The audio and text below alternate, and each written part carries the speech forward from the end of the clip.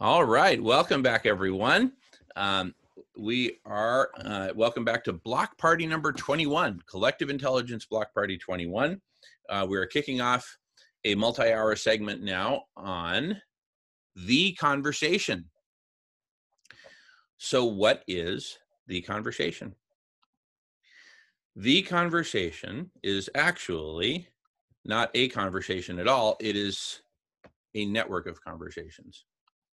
And this conversation that we're in right now is precisely an example of a conversation within the network, right? So we're talking about Zoom video conferences on myriad different topics and combinations of topics in a single network. So, what do we mean by, a network? What is a network of conversations, right? Well, let me start by talking about what it's not. Or I guess there are different kinds of networks that we could be talking about. And let's consider the present state of the Zoomosphere, right? You could consider that a network of conversations. I would call it a very disconnected, disjoint, and separated network of conversations. In fact, what would make it a network at all might be that, well, the given individual participates in more than one. And so that creates, in a sense, a sort of connectivity between all those conversations in which that one individual participates. But that's a very loose form of connection. What I'm talking about is a network that self-identifies as a network and says, yes, all of these conversations that are happening within this network essentially belong to a family of conversations, right? And we are one community. He loves summing it up. Oh, hey, so you left your microphone unmuted. I'll mute you. So it's good to hear you're enjoying yourself. Okay, thanks. All right. Again, the network I'm talking about, called The Conversation, which sounds kind of contradictory. Again, it's just a brand. The Conversation is just a brand. It's really a network. So the network I'm talking about self-identifies as a network. It's a community that self-identifies as a community that's participating in the network of conversations. The network of conversations includes and really consists of conversations which span everything that matters, right? From cooling the planet to deacidifying the ocean, to going plant-based in terms of diet, to halting any destruction of any rainforest or myriad classes of forests anywhere, to economic transformation, to political transformation, to a world without money, to a world without racism, to a world without stupidity, on and on and on. All of these are fair game, and literally millions of other topics. So the scope of the conversation is, for all practical purposes, infinite. And the only really real criteria for it is a conversation or a topic in scope or out of scope is, does it matter, right?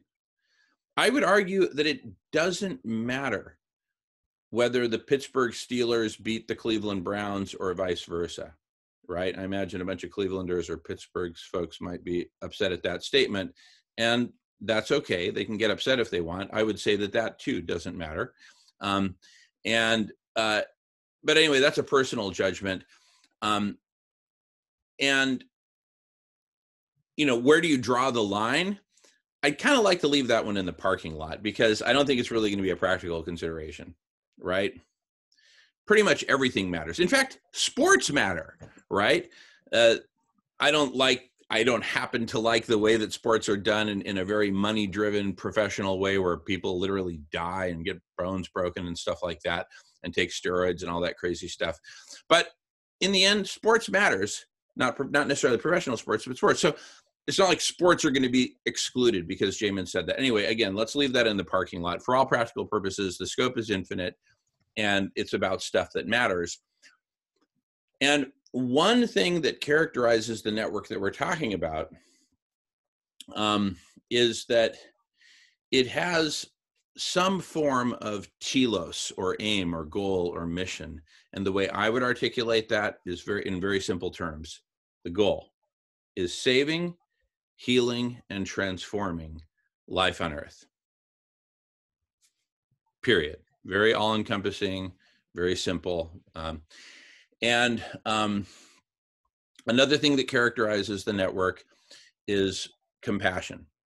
So the conversations that we have, the rules governing these conversations, the very culture of the conversations within the network, these are all things which must be guided by compassion. And so we are kicking off in a very preliminary way, analogous to what Brett kicked off at the very beginning, is a process for the development and perfection of a standard called Certified Compassionate.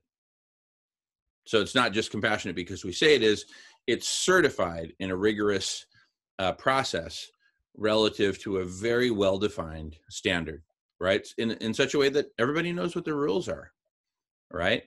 And the fundamental guiding light, guiding principle, guiding rule is precisely compassion. So we seek to define that and make it precise.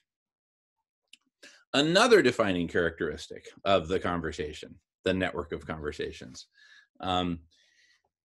is that it has a very definite hub, a very definite center. And that center is something which we're tentatively calling the lounge, right? You could think of it as an arrival lounge. You could think of it as a departure lounge, because in reality it's both, but it's also a lounge in the sense that you can hang out and have a drink and, converse and listen to conversations and all that. Yes, Brett. By the way, the part of our software that we've been wanting to build and will be building is called the lounge. As far as resonance, the part where people land and start sharing stories in order to fully go into co-creation was always called the lounge. So well, totally Brett, isn't it? Brett, I don't know whether to hug you or sue you. I'm just kidding. I'm going to sue you for money.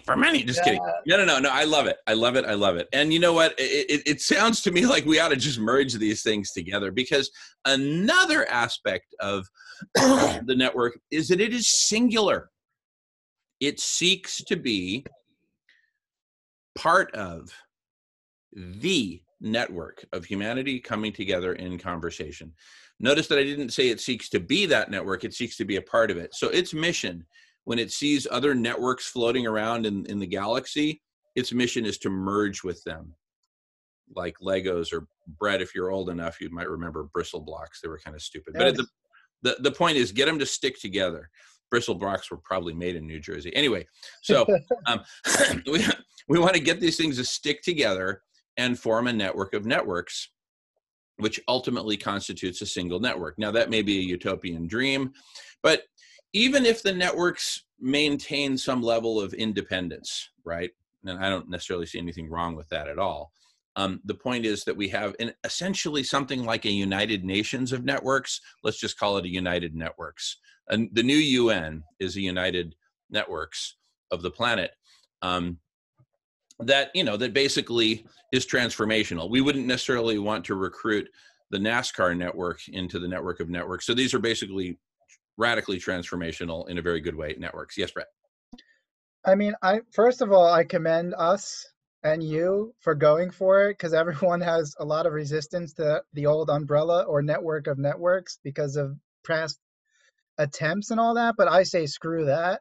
Generally speaking, let's go for it. In the context, I will say, of people who are thinking like systems theory and cybernetics and holonics, all this stuff, just for people to ponder on.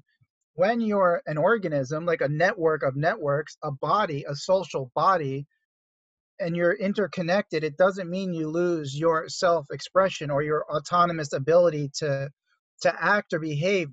Is not mutually exclusive with being part of a network of networks. in your body, if our body was the metaphor for the network of networks or the conversation, you wouldn't say the heart is arguing with the lung, saying, why are we in the same network? Why are we trying to be a network of networks? Because you're one body. That's why. And each cell has its own mission and its own, expression. So just to, I think, I mean, I'm speaking very particular language here rather than layman's language, but really it's when we talk about a network of networks and this kind of thing, I just like to always either remind people or make them feel better that it's not really like the Borg of Star Trek. It's interconnection, interdependence, and co-creativity and autonomy and unity together. There's no, so I just like to always just share that. And let's do it, because that's how we're going to get there. So somebody might as well be holding space for that and saying, no, that is actually what we're intending to do. That is actually the intention, a network of networks. And I always Exactly. say and I say instead of the. It's that simple for me. A network of networks is different than the network of networks. And that little article actually means everything. It really does. In fact, I'm glad that you pointed that out, because I actually use both articles in the context of conversation. My favorite meme about all this is the following: it's time for a conversation. And I said, right? Um, if Melissa comes home and says, Jamin, it's time for us to have the conversation, I'm probably going to go run off and hide in the bathroom or something, right? But if she says, hey, Jamin, let's have a conversation, I'm like, sweet, right? So the meme is, it's time for a conversation. Simple as that. Now, the network that we're creating is singular, and it's a real thing, and it's definite, and it's called the conversation. But that's a brand. It's kind of like the meme catches you nice and easy and it lures you in, it seduces you. It's time for, well, of course we need to have a conversation. Great, right? And then you show up at the network and it's called the conversation. What is the conversation, right? That further draws you in. Anyway, so we play off of both. Love everything you're saying, Brett. And in fact, yeah, a network of networks. I love it. And so the conversation seeks to be a network within a network of networks. And basically, the way I see it, welcome back, Jackie. Great to see you here, sister. We're in the middle of a super cool conversation. We're recording and broadcasting and all that stuff about the network of the network of conversations that constitutes the conversation, this brand that we're creating called the conversation. Yeah, it's funny, I've heard lots of these people, poo-poo the idea of some grand network of networks and some grand Borg, and they'll either oppose it on philosophical grounds or on practical grounds. Oh, that'll never work. Oh, that'll never work. Anyone who says, oh, that'll never work, right, ought to be sent to a re-education camp in Cambodia or something like that. I mean, it's just like, anyway, I'm just kidding. But humanity, we either we're going to go on playing the game of separation or we're going to play the game of unity, right? I like what Mark said about unity of diversity, right? Let's play the game of unity of diversity. We're all diverse, we're all different, and yet we all share the same planet. So I'm saying stuff that that's up for debate, Jamin. Anyway, it's all up for debate. But you know what? But the bottom line is we are going for it. And everyone is welcome to play. And it's that simple. And this particular network called The Conversation has its hub, which is called The Lounge. And Jackie, you missed this part. But in Brett's thing that he's building, the place where people congregate is also called The Lounge, right? So great minds think alike, apparently. And so at the lounge, so let's talk about the lounge for a minute. First of all, it's singular. So in the entire network called The Conversation, there is only one central hub, and it's called the lounge. And its main responsibility in life, its number one priority in life, is that when newcomers arrive, they are welcomed and honored and taken care of. We welcome them. We share with them what we're up to, right? And if we have to do that 50 times an hour, that's a good thing, because it means 50 new people have arrived, right? And we welcome them. We tell them about the network. We tell them about the mission, which is stated in somewhat fuzzy terms, but everybody knows exactly what I'm talking about. Saving, healing, and transforming life on Earth. That's the mission. And we believe in a network of networks of people coming together to make this happen. We're creating one such network. This reminds me of the David Letterman show, when he was out on the streets in New York somewhere. It's Friday night or something, and he goes to some nondescript pizza parlor, and let's just say it's Joe's Pizza, and he's there with the owner, and he says, Joe's Pizza is one of 1,726 different pizza. There are 1,426 pizza restaurants in New York, and Joe's Pizza is one of those restaurants. Right? It said it in such an unflattering way, right? But that's Letterman for you.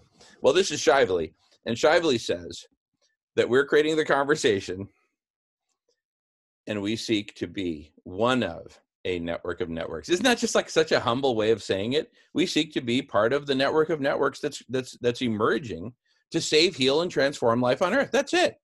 So in a sense, we're both creating something that's super cool. We're being humble about it. Peter, welcome back. I hope you got my text saying that when you need to call me, call me. Just give me a thumbs up. Okay, Peter is still kind of scratchy. Anyway, so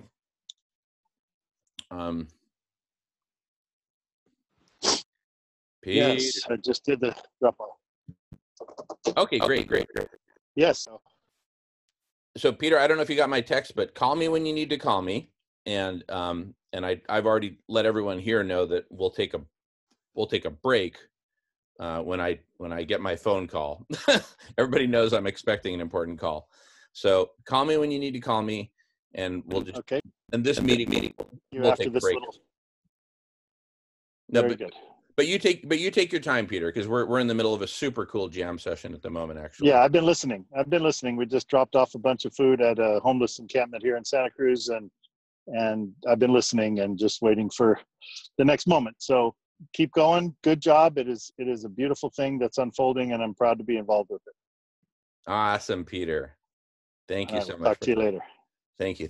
All right, and you'll call me when you need me. Just call me. Yes, I'll call you in a few. Okay, awesome. Thanks, Peter.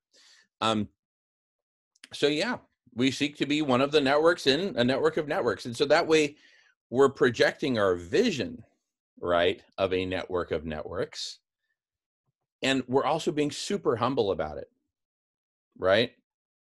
We're just saying our aspiration is to be one of those networks, not to be the network, right?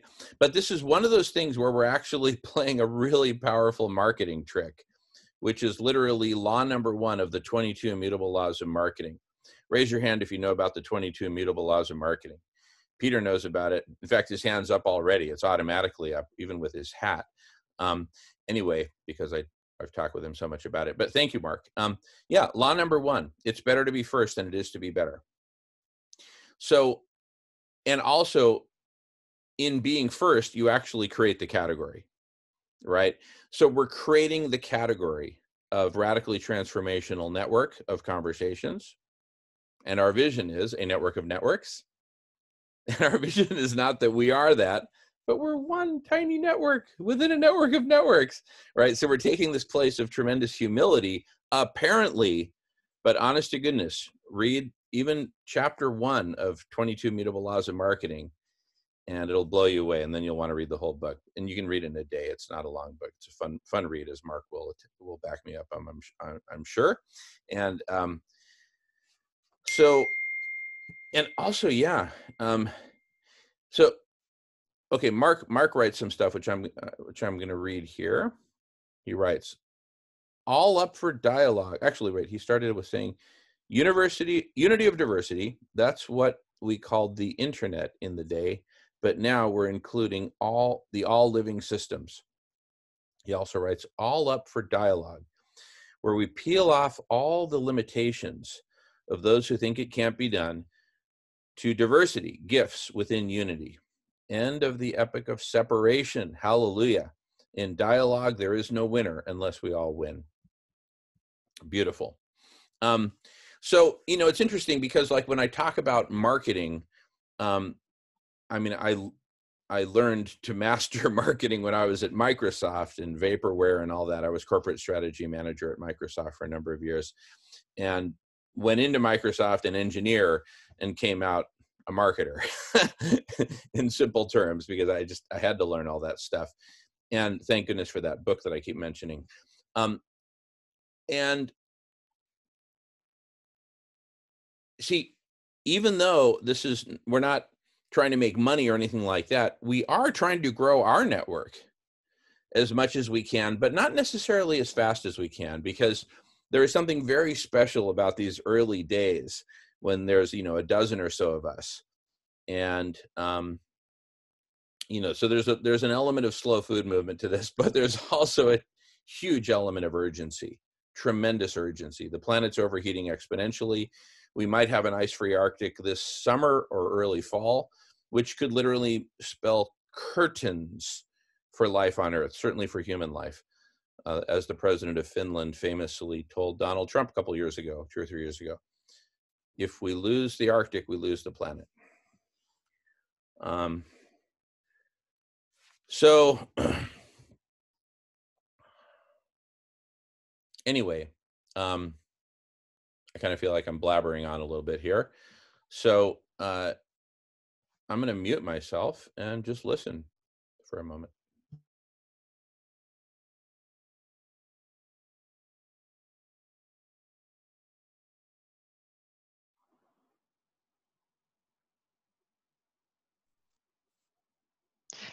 Jamin, I'm sorry I missed the beginning of it. Did you discuss already what Saturday is going to look like?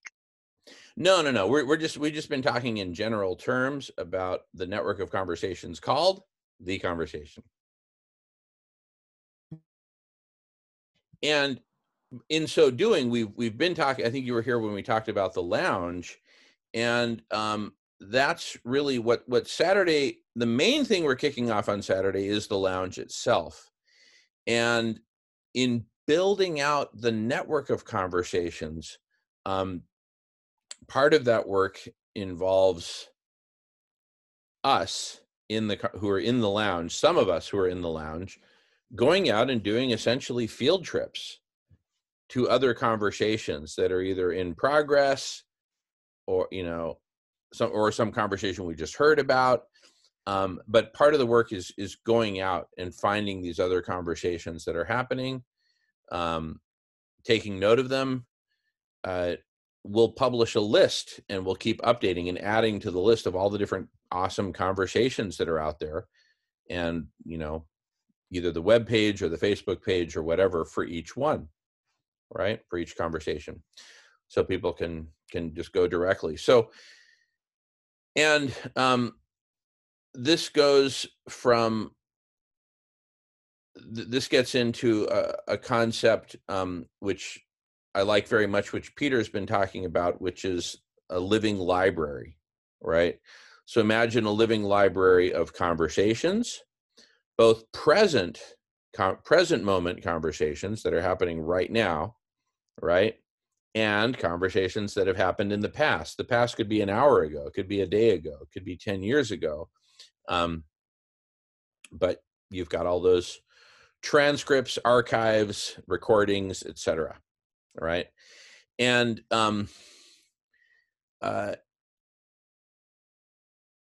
they're both important, you know, past, present, and future conversations. Future conversations are those which are scheduled for the future. Big surprise.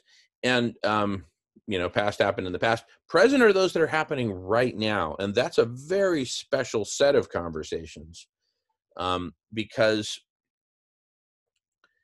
in a sense, conversations that are happening right now are like current brain activity, right?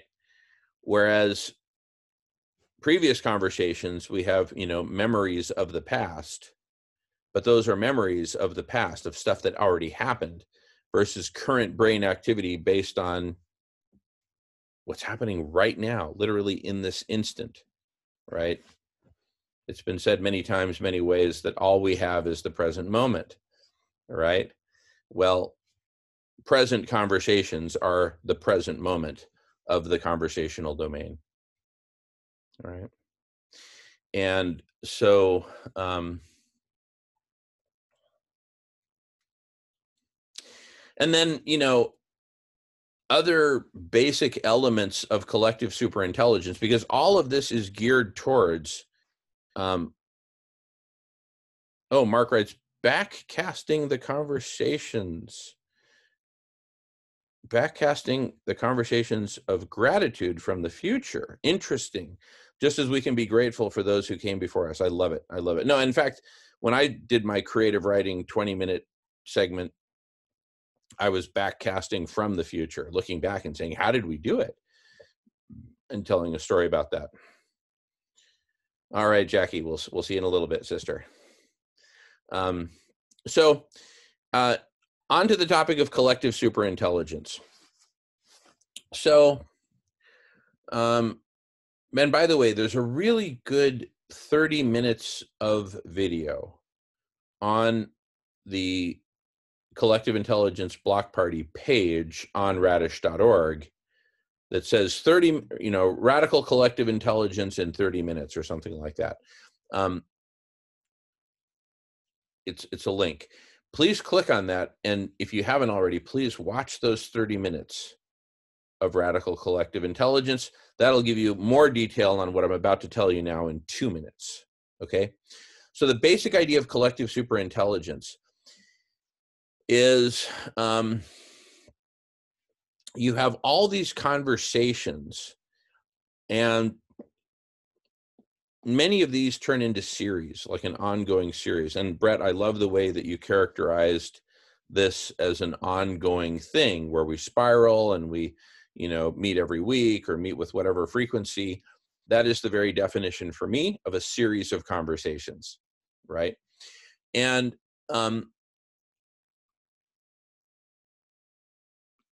some conversations will just be one-offs, but for me, the really interesting ones are the ones that evolve into series. That's like, whoa, this is so important. Let's keep spiraling on this and coming back to it until we get it right. And when you finally get it right, boom, okay, fine, maybe that series hits an endpoint there, but does it really? Because once you've figured out whatever the solution is to that particular problem or circumstance or whatever, the next thing there is to do is to implement it and to monitor the implementation and to collect data and to analyze that and to go back and redesign it and perfect it and all this stuff. So it really never ends as far as I'm concerned. If it matters, it's an ongoing conversation. Fine, its frequency may reduce, the number of people who participate in it may reduce, some of its derivative offshoot conversations may reach a terminal point, but other new conversations are constantly being created. So it's kind of like, the set of all species in the world, right? That number grows, and then with extinctions, it shrinks, and then it grows again, and all that. It's kind of like that. Conversations and even series of conversations are sort of like species, because each series of conversations is totally unique, right? It's unique in its focus. It's unique in the moment in history when it started. It's unique in the moment in history when it ended, if it did end. If it's ongoing, it's unique because of that. And then imagine that for each such conversation or series of conversations, there is a transcript and a recording. And the transcript, the text transcript, can be indexed, therefore made searchable, therefore made advanced searchable, et cetera, et cetera. Yes, James, go ahead. Okay, maybe that was an accident. Anyway, I kind of feel like I'm talking a lot, so I'm going to go on mute and just see if anyone else wants to jump in, and I just encourage folks to jump in anytime.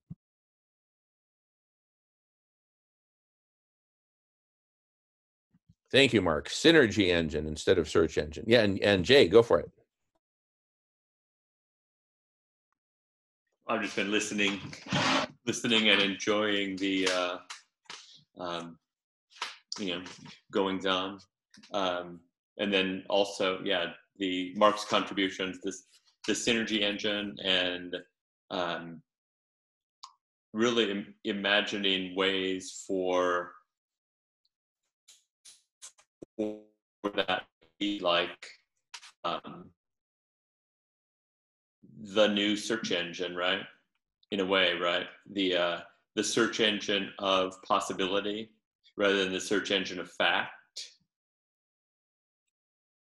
I mean, in a way, that's what we're cataloging, right? Is in these conversations, is because there's always, no matter what the conversation is, there's never really a solution, right? Like whatever solution that you end up with, you have a problem and you come up with a solution, but that solution inherently has with it at some point another problem that has to be solved.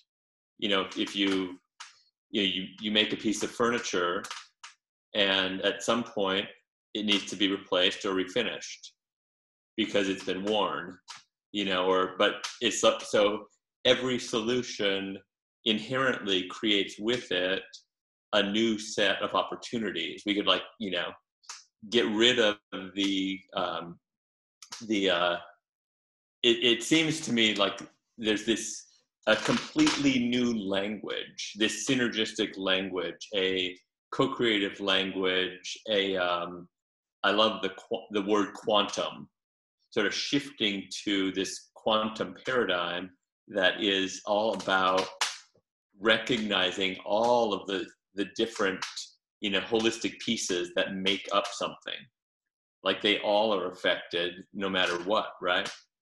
And it's like recognizing that, but then it's a completely different synergy engine. Thank you, Mark, for the new vocabulary. For then furthering the opportunities that are presenting themselves. So it's like, completely, it's like we need to really do away with the idea of maybe, in language even, the idea of problems. Like they're there because we've been trained to see things as, they're black and white, or there's this dualistic training that we've all received. And I think in these conversations, the challenge is to separate from that dualistic understanding of things, of black and white, of all that, and really looking at everything holistically, including all of our conversations, and including all of the systems that we put in place to understand them, and the opportunities that there are, and possibilities, like everything, no matter what, even if you have, you've come up with solutions and you've implemented them, there's still an open frequency of other possibilities that can, as everything evolves, we don't end up like having fewer possibilities. We actually are creating more. And so at this point, I think we get to a point where there's understanding overload, right? Like even, the amount of information out there is possible to experience in replay. It's completely overwhelming, right? Like you literally could spend,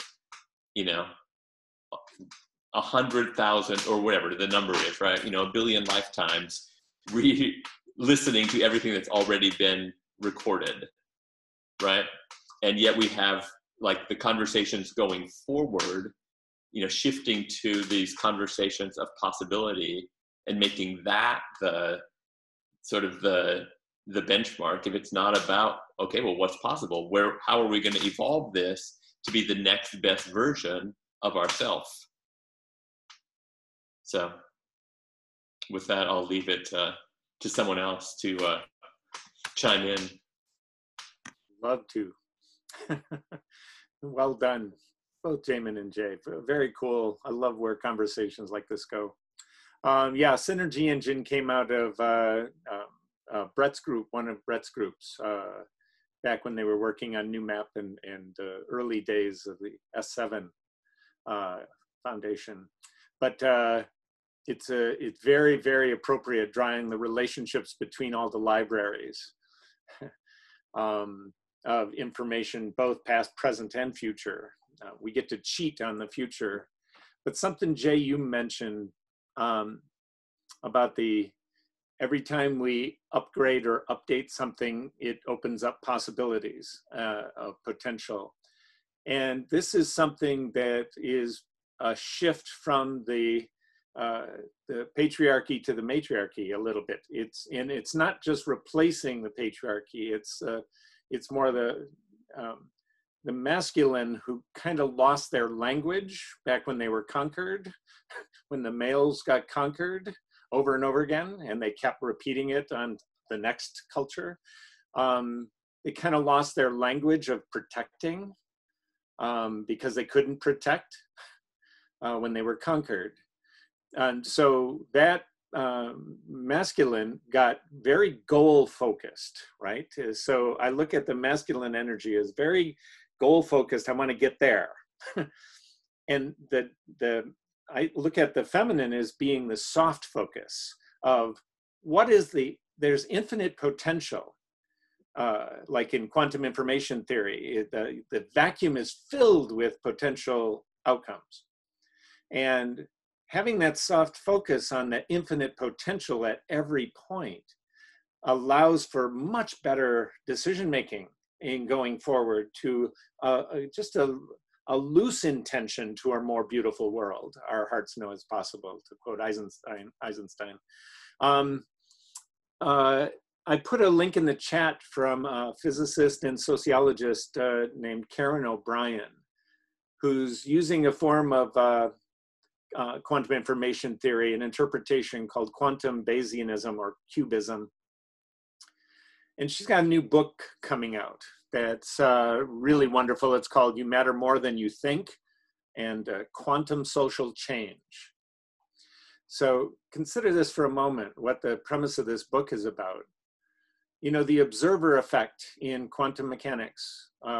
In the dual slit experiment, it's observed that when it's observed, it comes into more of a form. And if it's not observed, it remains a wave pattern, which is that infinite potential of information.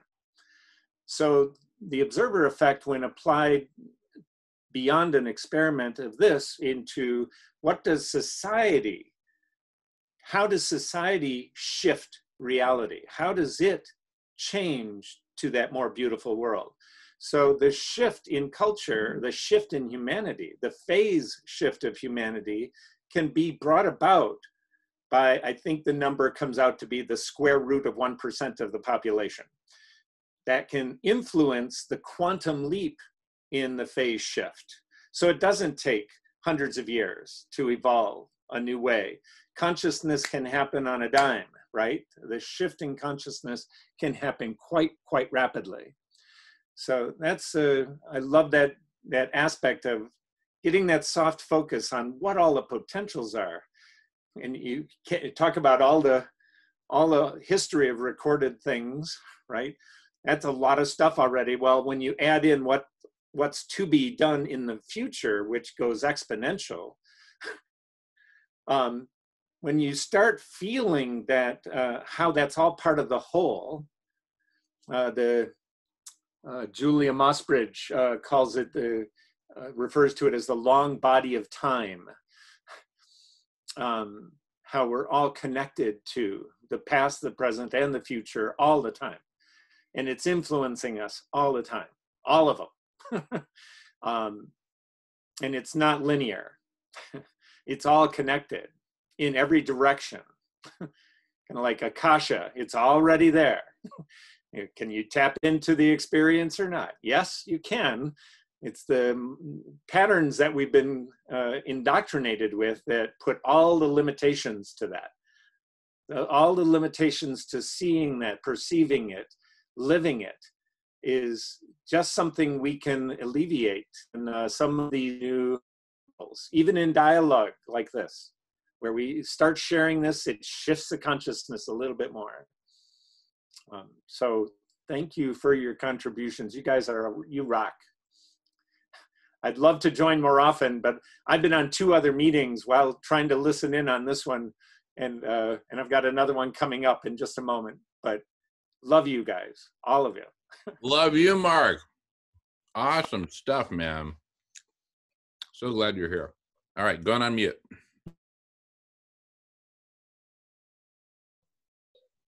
I had something to build on this idea of a solution leading to more open possibility, you know, having an open frequency of possibility, what you're saying, Jay. And also the idea of new vocabulary and how that starts to stabilize the frequency of our dialogue and shared experience to perpetuate that experience in the real time of the new reality.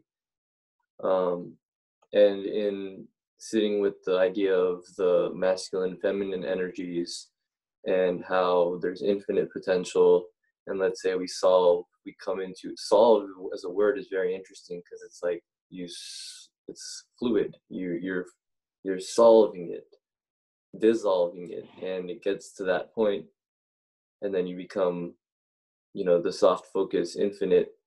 And then how do you move forward?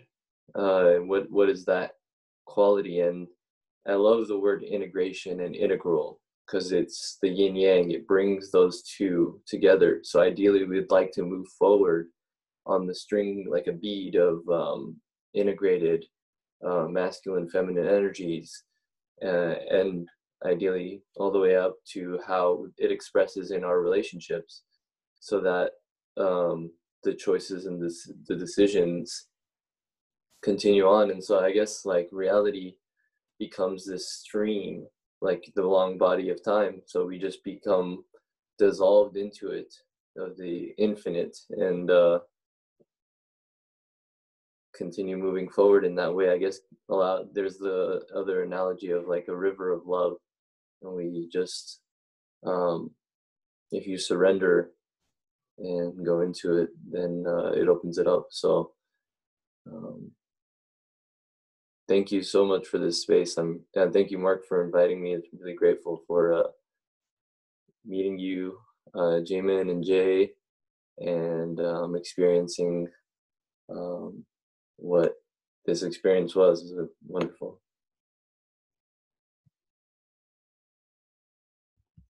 Awesome. Thank you, Shant. Or Shant. How do you pronounce it? Shant. Shant.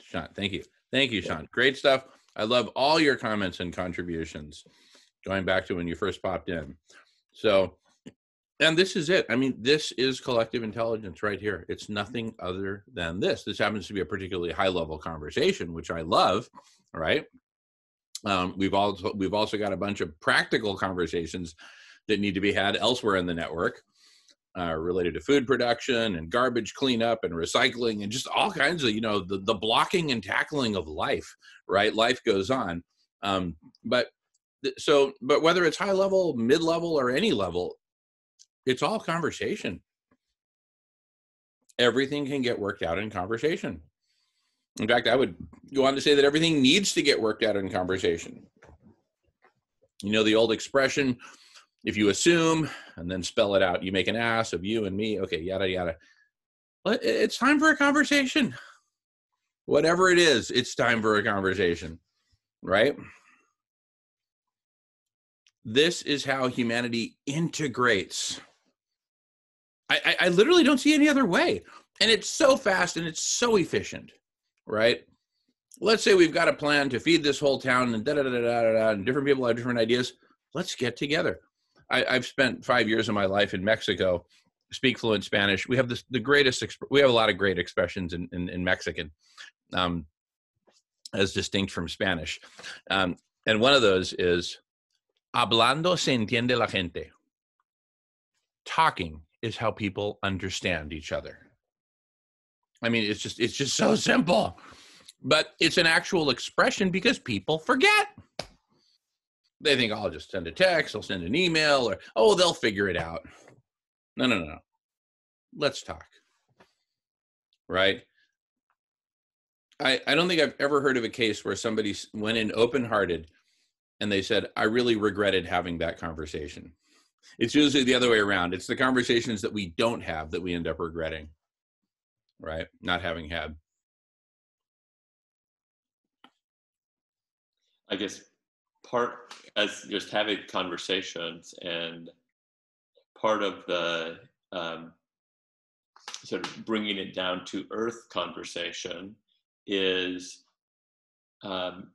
making the conversations accessible for people so that it doesn't feel like people are left out, so that people feel like their voices are heard, and so that it's not so we can avoid as much as possible the cosmic 2x4, getting people, when they're not expecting it, and, being awakened rather than sort of choosing that by engaging in conversations, right? There's a certain amount of people that are going to wait. They're programmed, and they're going to wait until, it's not just the cosmic 2x4, but it's the Mack truck, right? But there are others who, with the opportunity of a nudge, by being engaged with conversation, by being invited truly open-heartedly, and feeling like they can let down their mask and show up open-heartedly, like they're actually going to be heard, and they're going to be honored really for where they are in their life, in their experience, with everything else that's going on with them too, but that we truly are using that conversation space to as a vehicle for truly lifting every single molecule of the planet up, and keeping that as the constant focus, right? Like, does this conversation actually make life better for life? And so if it doesn't, then time for a new conversation, right? But for people, obviously, there will be plenty of people in those conversations that are triggered for whatever reason, sort of stuck in an old paradigm or old way of seeing the world. But it's inviting people to be able to see the possibilities. Like many people are, the idea that there are possibilities is kind of a foreign concept for a lot of people. Here we're like, all of us, it seems like we're obviously the choir here, right? And but as far as involving people, with these broader conversations, and inviting more people in, so that everybody can evolve much faster by, maybe this ties into what Mark was saying about, the square root of 1%, being that the critical mass of energetic shift, right?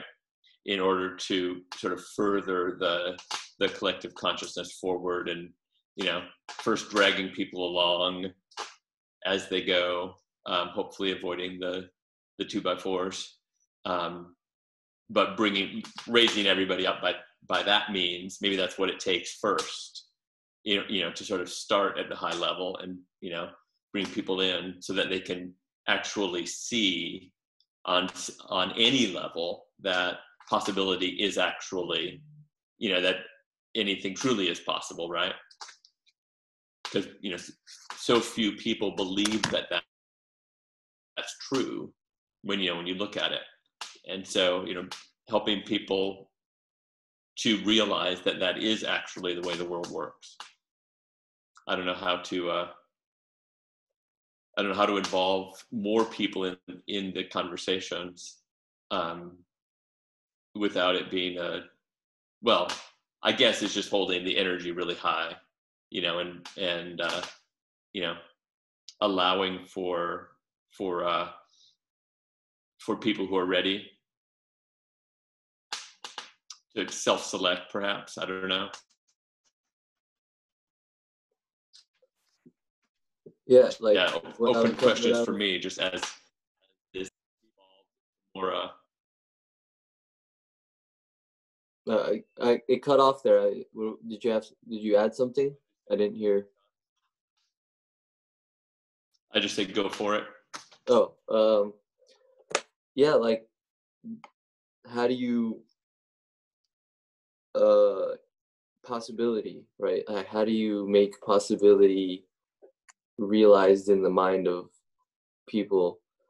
And even in the context of this conversation, even in the context of a real-time moment, and just going back to what we just the co-create-a-thon, and how the ARG, it's using imagination, and because imagination is what creates reality. It's the images, and imagination is actually a bank of our whole universal humanitarian cosmic imageries, all in one kind of super galactic mind that we just access and then bring in as instruments and create art.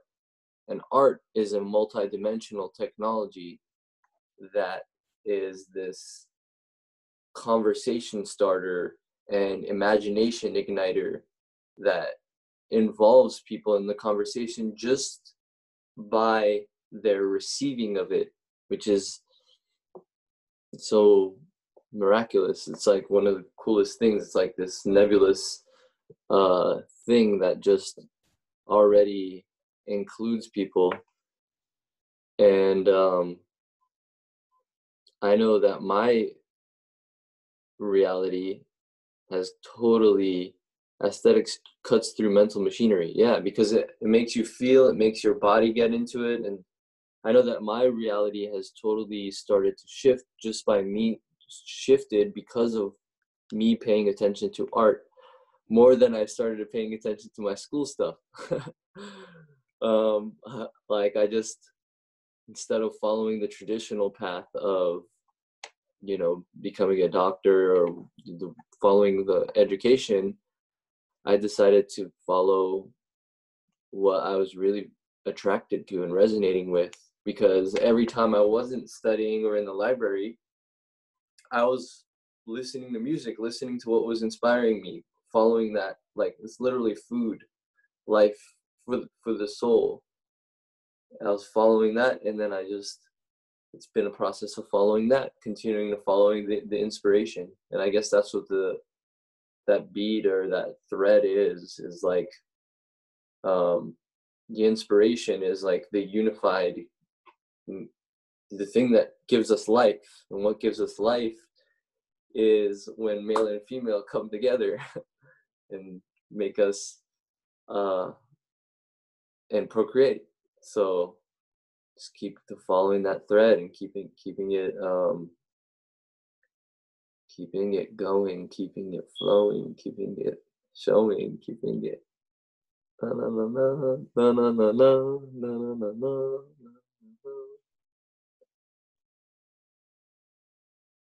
I love breaking into song and dance, and I do it often. So thank you, Shant. Yeah. Keep it flowing, yo. Yeah.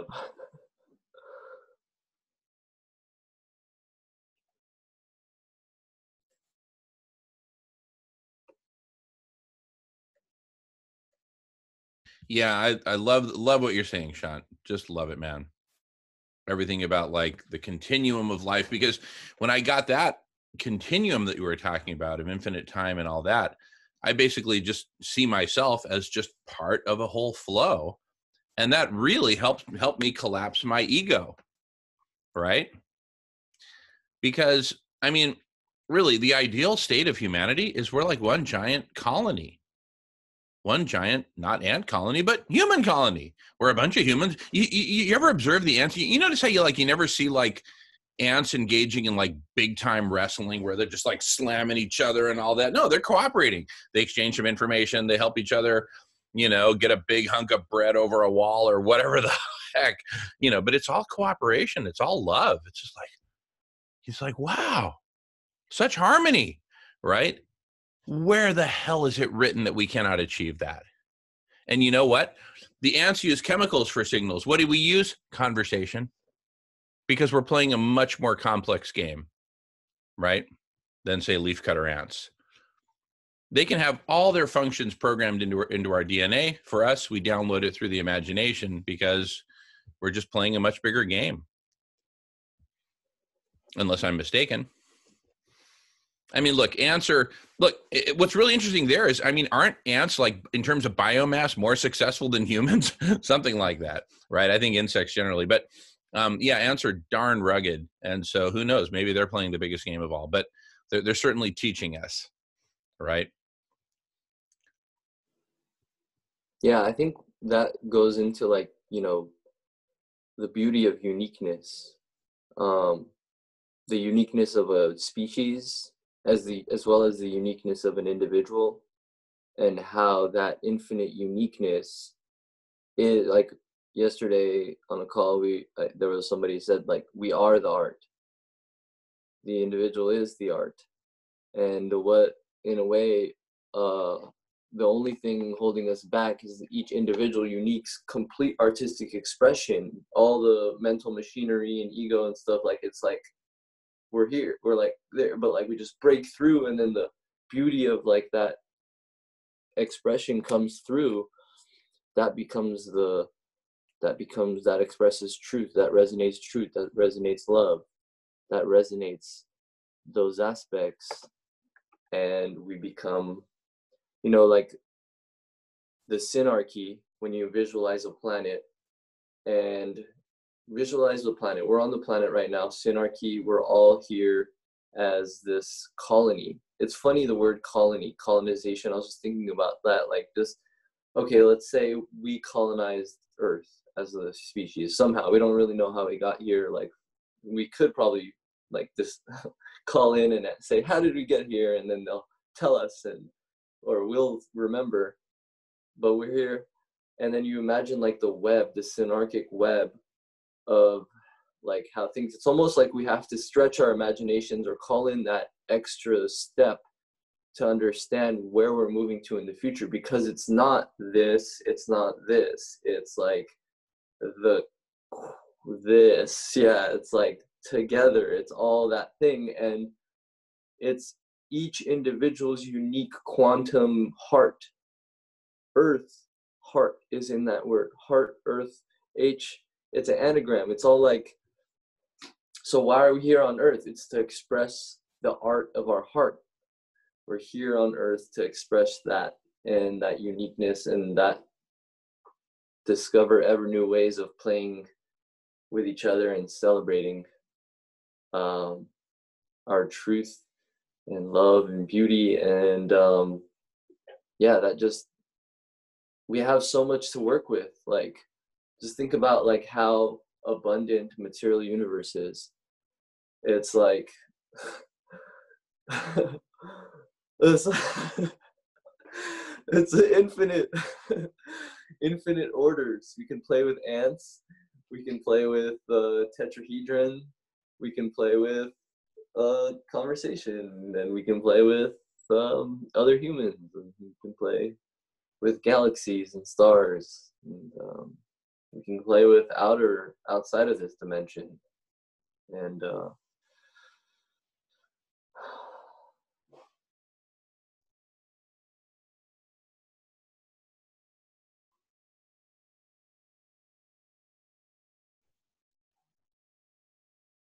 I would love to tack on to that something. Catch the David Bohm documentary called Infinite Potential. The director's cut's coming out soon, but it's free online. And you just mentioned all of you were talking about all the mass in the universe, right, to play with. But that only makes up like 0.000 something % of the universe. What's filling what we think of as the vacuum is so much more energy. David Bohm looked at the infinite potential of the universe as all the matter just made up the tiny holes in the universe. The real universe was this infinite potential of energy that collapses into these forms that have so much energy within them. Even the human body has, in a cubic centimeter, can produce more energy than the same cubic centimeter on the surface of the sun. The idea of how much energy is actually in us because of what's at the heart of an atom, what's at, like the proton is like a black hole. Well, how much energy does a black hole generate, right? The idea of what we have as potential is limitless. The only limiting factor is right now our language, which is becoming invisible towards telepathy, right? Where we don't need the language anymore. We just feel the experience. And we're moving into this potential universe very, very, very rapidly, which is the exciting thing for me because I've been kind of waiting for a long time for. While having a foot in the future, right? And one on some other world and trying to say, let's do this, come on.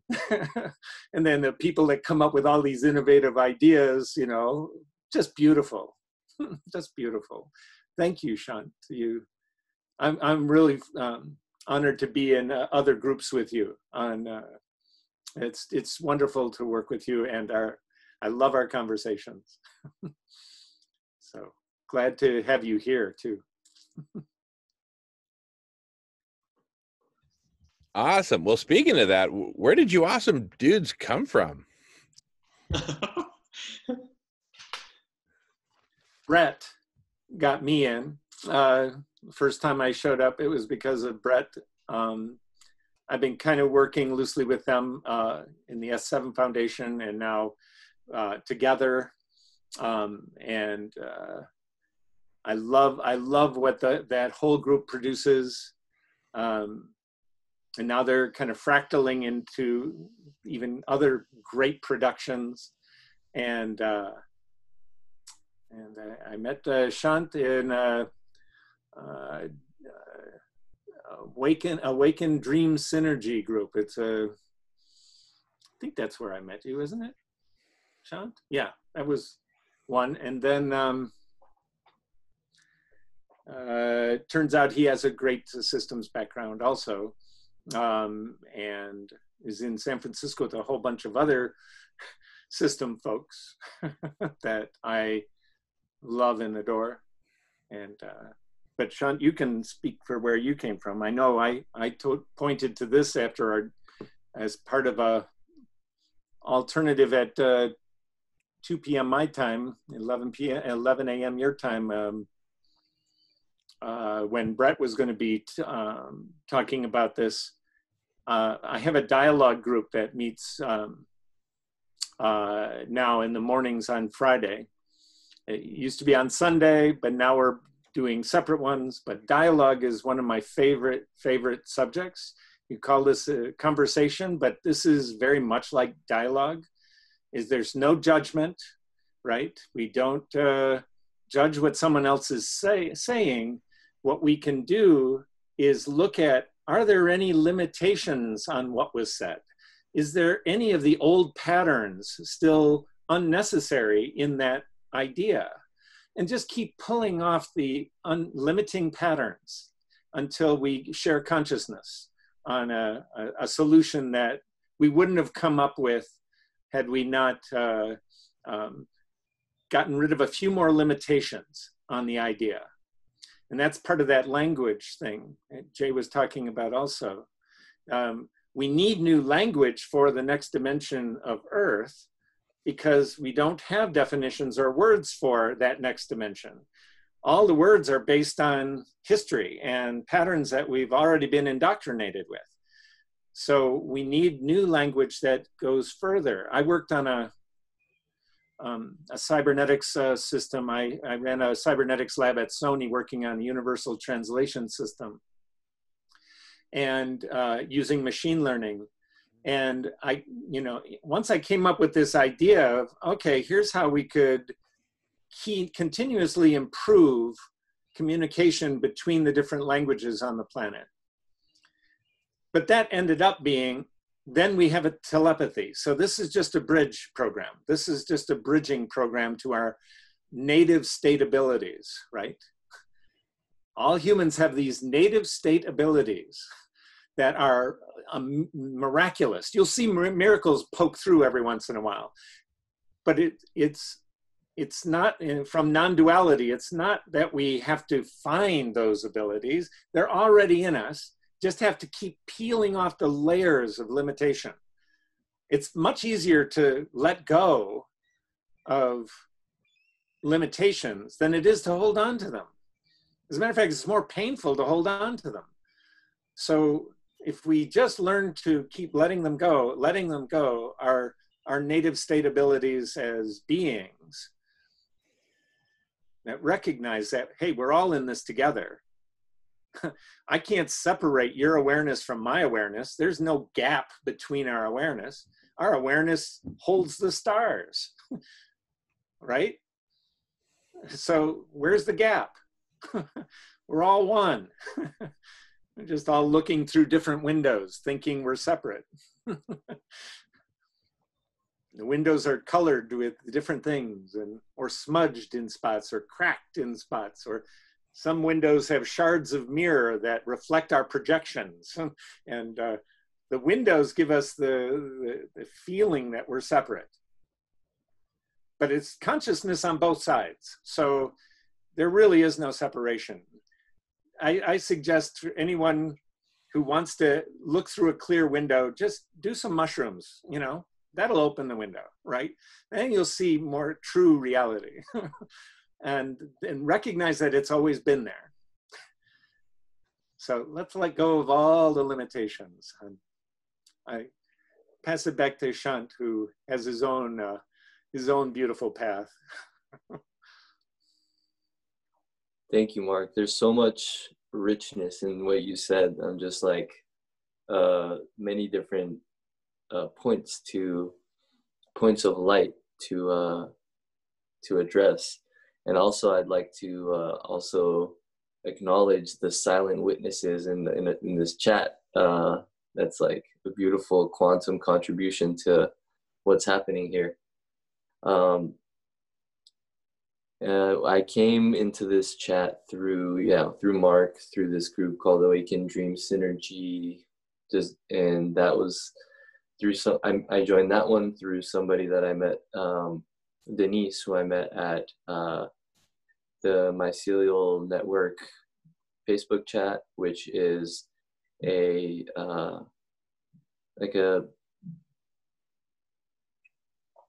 growing community of applying the mycelial metaphor on a social scale for resource exchange and community building. And I joined that about a year ago, and I've been learning through that into just another escape of like future. It's a bunch of visionaries. Basically, that was catalyzed by somebody posting on Facebook saying, who are all the visionary artists, project makers, things like that. And then somebody put them all into one chat. And that just started this like period of just learning who we all are, and discovering what's in the field, which was like last fall. Then it's kind of evolved, and we're kind of like in this rebirthing phase or expanding of the mycelia into a new kind of I guess maybe a higher order functioning, a higher ordered understanding of how we all fit together. So yeah, that's how I find myself here, and we can keep going back on the long body of time. And to just continue the conversation or the thread that we've started. Can I interject just for a quick second? So I need to break away to take a phone call for, I don't know, maybe 10, 15 minutes. Do you guys want me to keep recording, stop recording? I'm totally fine to just keep it recording because this is such an awesome conversation. I just wanted to check in super quick. I see thumbs up for continuing. Okay, I'll keep it flowing. And who wants to be co-host? Jay, can I make you co-host just in case anything is needed? Jay? Oh, you're on mute, Jay. I can't. Or who wants to be co-host? Yes. Just raise your hand. Okay. Yes. Anyone else want to be co-host? Happy to make you co-host. I've disabled screen sharing for safety, and just do what you need to do, Jay. And I'll be back 10, 15 minutes. I don't know. And as soon as I'm done with this call. All right. Look forward to seeing you guys in a few. So sorry to break away. I very seldom do this, but this is a very important call, so I got to take it. All right. See you guys in a few.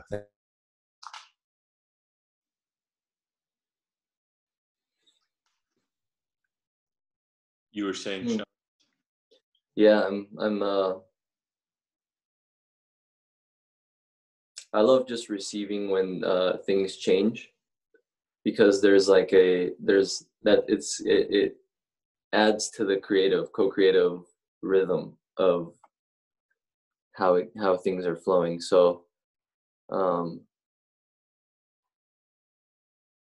and also that Jamin is not here, the energy shifts. So it's an interesting kind of transition to be aware of. Like, there was a particular contribution and a co-creation that we were with that. And so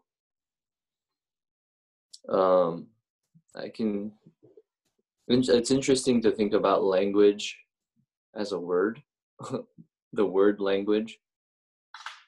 I've tried to break it down, like angle, or like angel, or like I don't know, Angus. L as a letter is like the L gods maybe, or angle as well, or I'm just like age. I'm just breaking it down, but then I'd like to just look at the concept of language.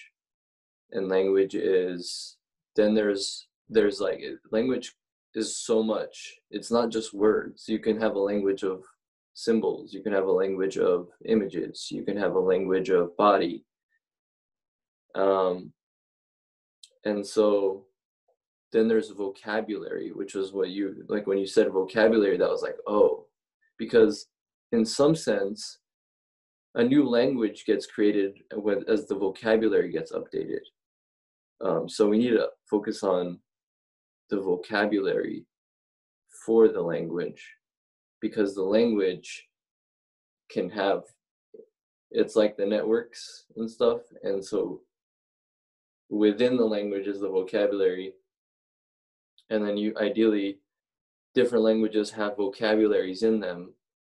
And ideally, you'd want certain vocabularies to be able to be shared. Different languages, because of how they interact with sound, focus on different chakras, different ways of feeling. That's why I like Spanish speaking cultures, I've heard, is like more heart-centered versus maybe English, and all these other ones are like maybe up here, and other, just when you speak, like when you just like think, that just like goes down there, right? And so that makes you feel in your body more, and you can. So ultimately, it's interesting, the faculty of sound that we developed as a tool here with our vocal cords. When was the first word uttered? How did language originate? This was an interesting question, like that there was no answer for in school. I just keep asking, like, well, how did it? And then they have, well, I don't know. And there's like some research that's done, but it just keeps going. But yeah, in doing that, yeah, the limitations, and we can come to the higher order understanding, which is the language for the next dimension, leading to telepathy, which is a higher order understanding. We don't have to talk as much, or we move in space.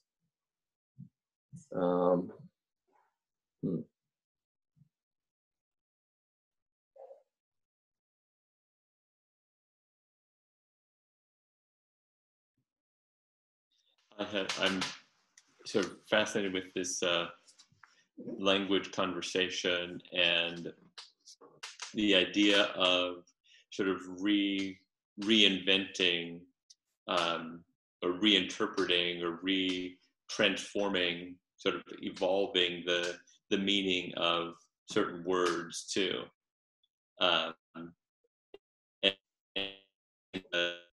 Talking about sort of tying into all of our native states' abilities, and the that within consciousness, within all that is, we have the ways to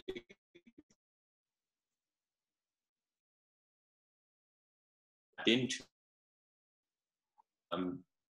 Is this idea came to me, or through me a couple weeks ago, and I've sort of latched onto it of late. This idea that the only currency that exists is faith, and it's by what we put our faith in that anything actually comes into being. So like that, and that the word faith has, of course, all sorts of, baggage potentially, but it may be that it doesn't. Maybe that it is the correct word or the correct concept. And the idea of believing in something, people have been sort of hijacked into thinking that they can't believe in anything because it sort of makes them be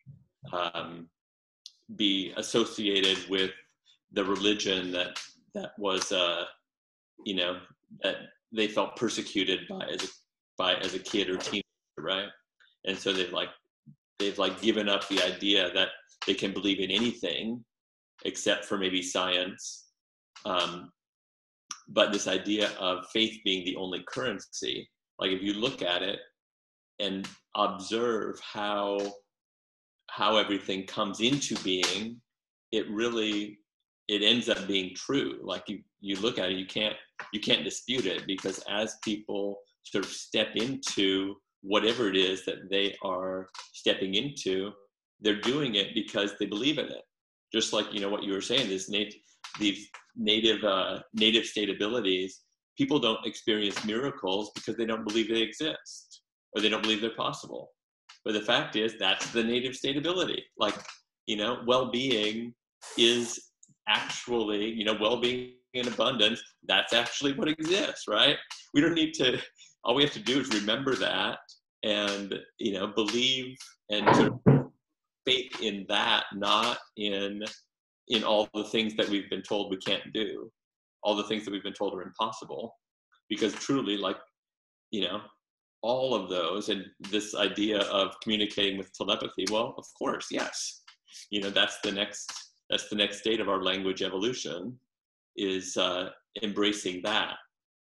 But I guess what I bring to you guys in this conversation is there a less charged word that could work for faith, that sort of gets that concept of faith as the creative force, the only currency that actually works for bringing anything into being? So, what do you think?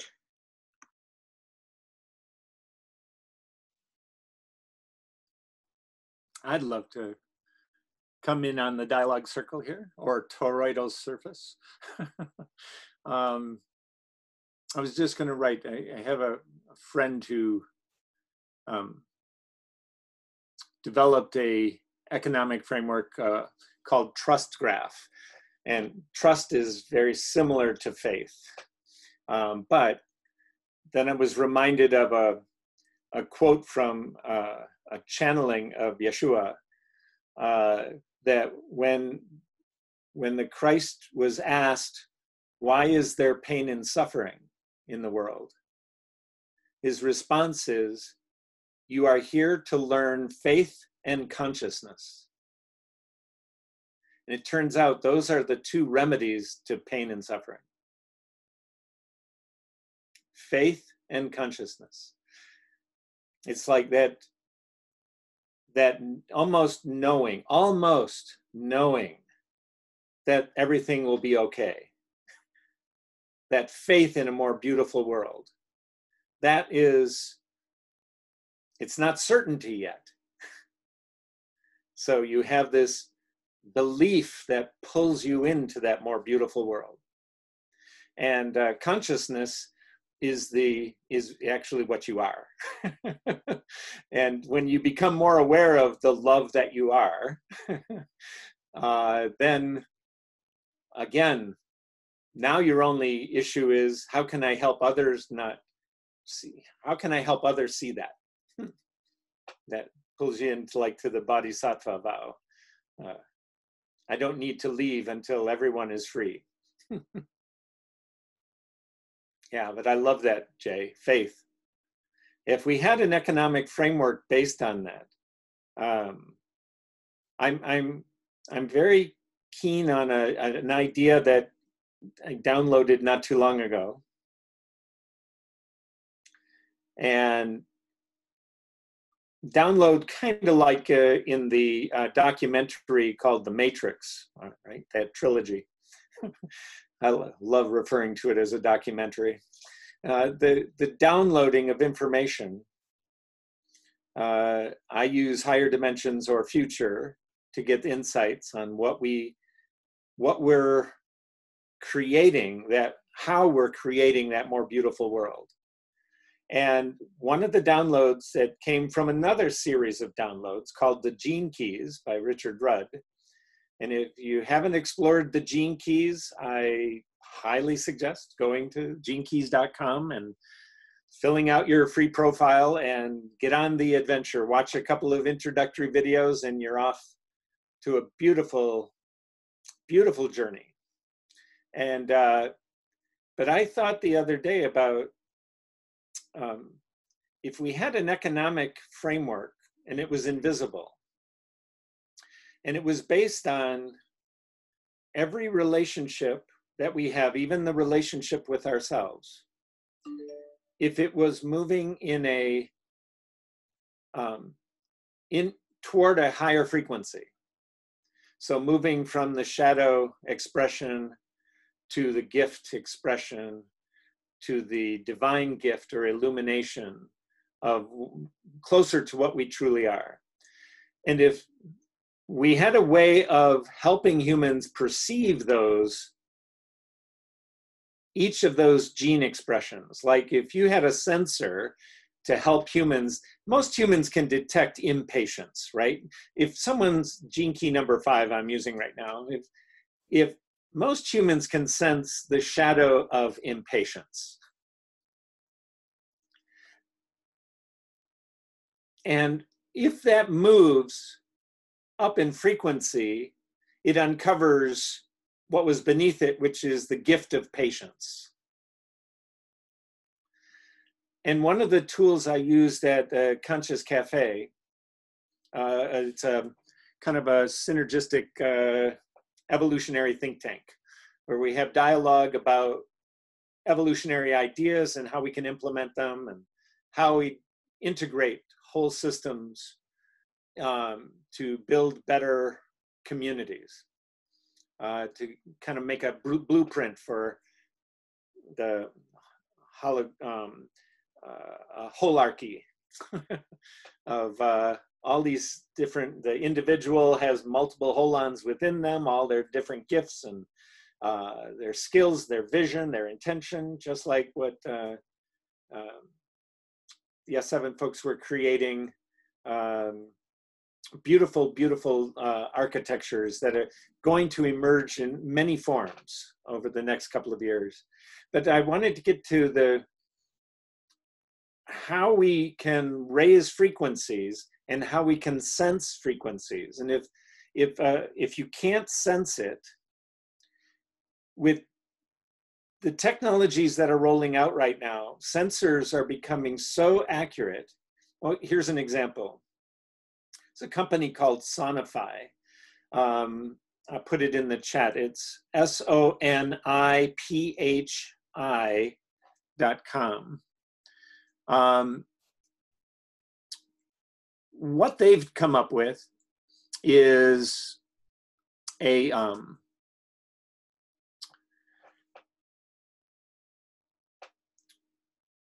you can speak into a smartphone app, and within 30 seconds, it can determine somewhere around 99 point something % accuracy whether or not the COVID-19 virus is in your system.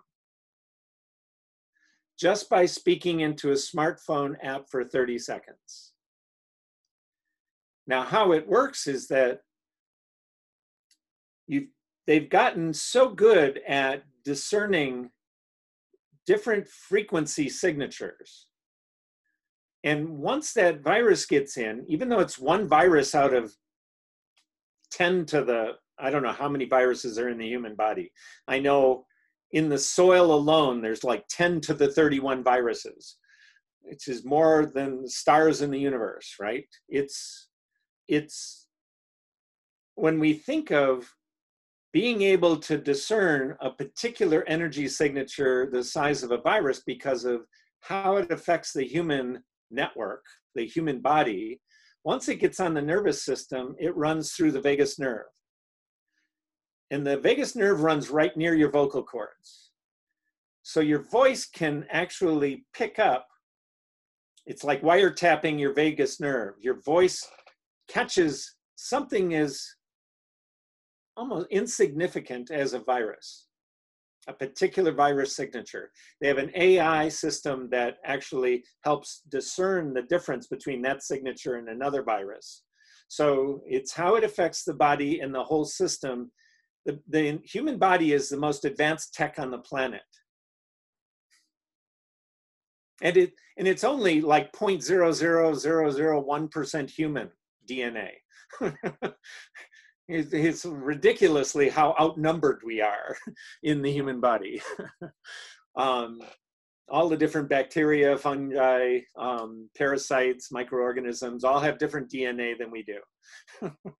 And they make up many more times the cells in our human genome, which is only about 20,000 different genes. Because of that microbiome, we can generate 200,000 different proteins because of how important that system is that supports us. But sensors, like something from Sonify, and they can do much more than those viruses. They'll be able to do all different types of cancer cells, all different types of parasites, all different types, heavy metals and other pesticides and other things that are in your body. All of those things can be picked up. They're just building out the databases for all of those different things to make a clear picture of diagnostics. Then there's some other tech that will help boost your immune system to 100%. And using sound, like Shant was talking about also earlier. These are the new languages. You know, cymatics should be taught in grade school. It's important to understand. Well, Nikola Tesla said it right. It's all about frequency, vibration, and energy, right? It's what it's all about.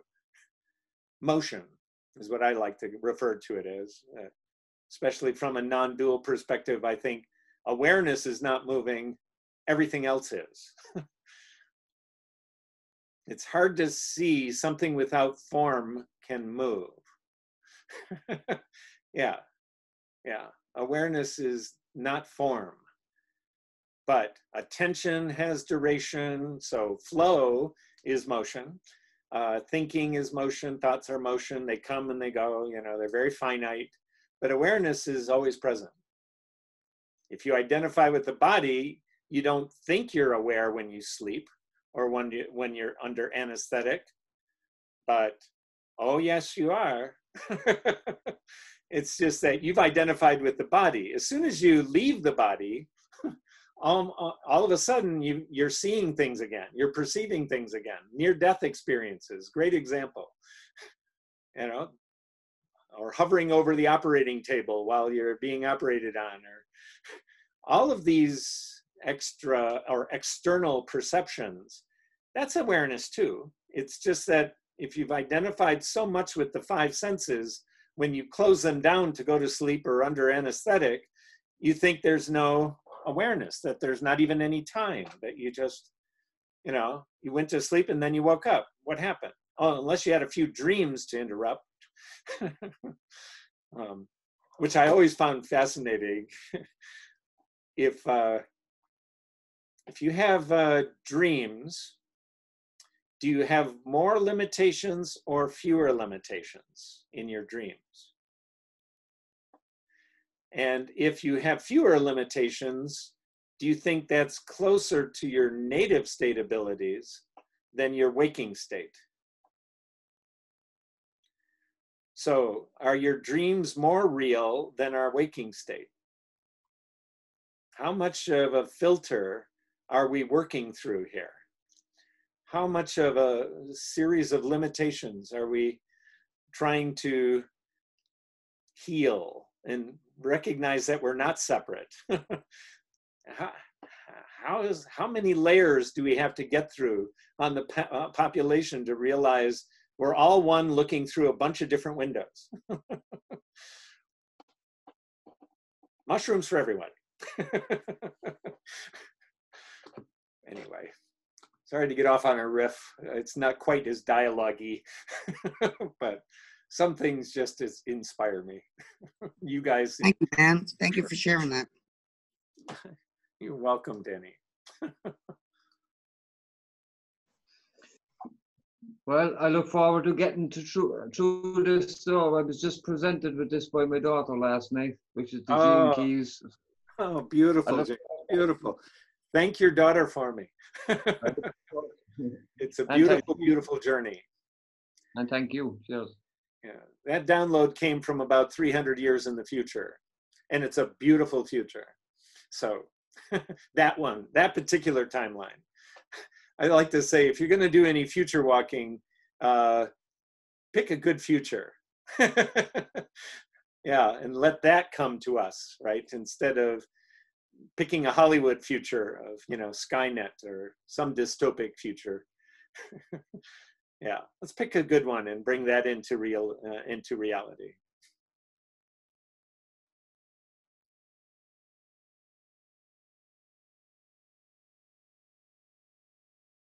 Well, I've been listening quietly and just engrossed basically in the conversation anyway. Like, and I'm James, but I, as you know, my name is there anyway. But I've been quiet most of the day, to be honest. But I'm in a bit of pain. But the conversation has taken my mind off it anyway. I have to say I'm engrossed. But you just have to pardon my lack of participation today. I'm generally a lot more vocal, believe you me. But I'm sure we'll have plenty of time to have conversations in the future anyway. So thank you, and please carry on by all means. Thank you for being part of the conversation, listening in and contributing your energy. Yes, thank you very much, James. Yeah. I do have to jump off to another meeting, though. I can't keep two multitasking. Some of them I have to participate in more fully, but I loved this one so much. Love all of you so much. This is another one of those really bright spots in my week. I'm going to try to even catch some tomorrow, but I'll be back here more often. My Fridays got freed up quite a bit. That's why I threw in a dialogue group on Fridays. But I just finished 2 other courses.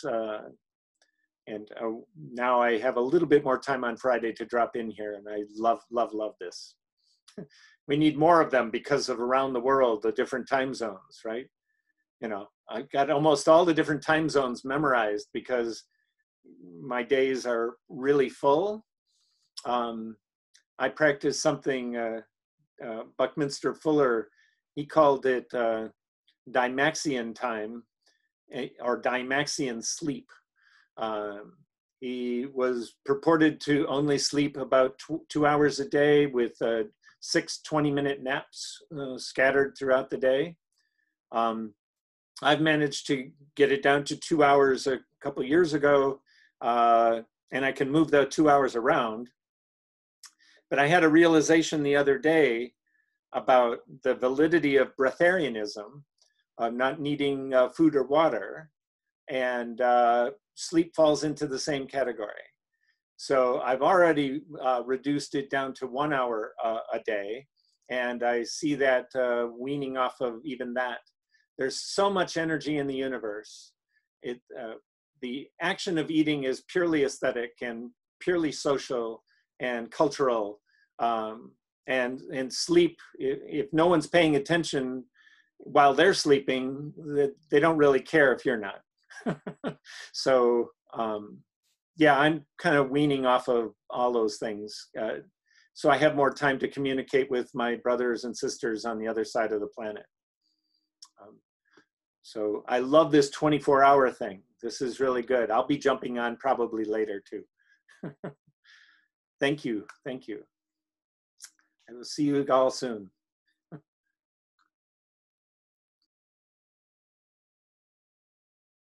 Chat, so.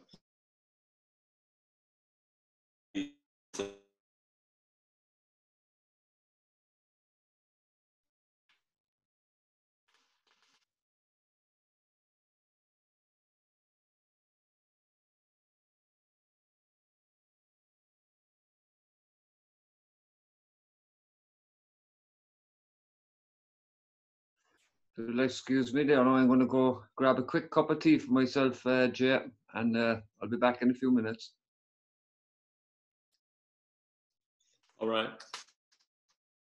The dog.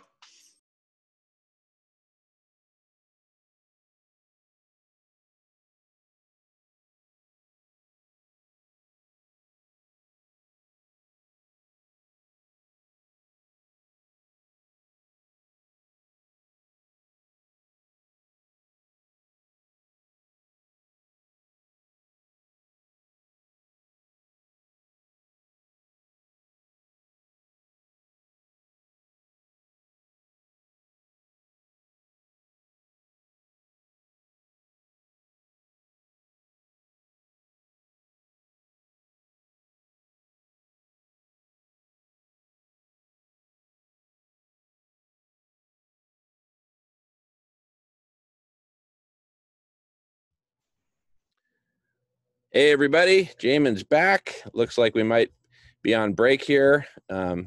Hey, Jay. And we're still recording. Let me pause recording for a moment just so we can check in.